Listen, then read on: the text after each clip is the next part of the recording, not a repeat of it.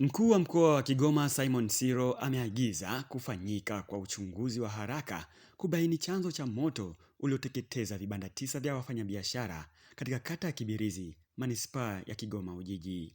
Tukio hilo limetokea usiku wa kuamkia leo Mei 23, 2026 katika eneo la Kibirizi ambapo moto huo umeharibu vibanda 9 na kusababisha hasara kwa wafanyabiashara.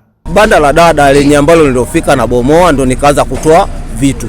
Ila mabanda mengine yanayofuata kama 6 kurudi nyuma huku ambayo yalikuwa yanafuatana na yenye ambayo yalikuwa ishaanza kuwaka moto. Ina maana yalikuwa yashateketea, moto ulikuwa mkali. Mimi nimepigiwa na mabaharia wa bandarini ndio wameniambia kwamba moto huku na waka, ndio wamenipigia simu. Nimekuta vibanda kimeshaanguka. Hamna kitu, yasikuokoa kitu chochote. Akizungumza baada ya zoezi la uokoaji, kaimu kamanda wa Jeshi la Zimamoto na Uokoaji mkoa wa Kigoma, Michael Maganga, amesema kuwa chanzo cha awali cha moto huo kinahusishwa na jiko lililokuwa likitumika kupikia maharage. Chanzo inasemekana kwamba kulikuwa na jiko kwenye baadhi ya vibanda hivyo vilivyokuwa vimeteketea. Jiko hilo lilikuwa limeinjika maharage.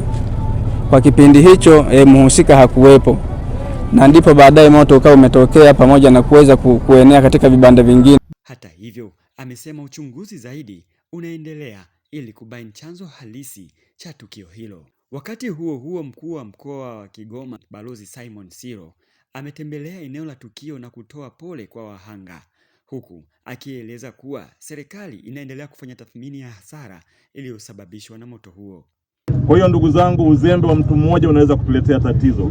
Kwa hiyo niwaombe sana wale wanaotumia majiko kupikia, kabla hujaondoka kwa banda lako hakikisha unazima moto. Nimeambia polisi wafanye uchunguzi, na yule ambaye ataonekana ni mzembe amesababisha haya tutampeleka mahakamani. Ndio maana serikali ipo kuhakikisha kwamba sheria zinafuatwa. Wewe unakuaje unapika maharage yako, unasema haya maharage na injika maharage, moto unawaka mpaka asubuhi upate maharage yameiva. Hapo katikati huwezi kujua kitu gani kinatokea. Kwa hiyo kuna uzembe unatokea, ni lazima uzembe wa namna hiyo tuone namna gani ya watu kuwajibika kwa uzembe wao. Amesema tathmini hiyo itasaidia kubaini namna bora ya kuwasaidia waathirika kurejea katika shughuli zao za kimaisha. Kwa sasa juhudi zinaendelea kuhakikisha wahanga ambao ni wafanyabiashara wanapata msaada unaostahili. Nikiripoti kutoka Kibirizi mkoani Kigoma, mimi ni Mohamed bin Haji wa Bijao Updates.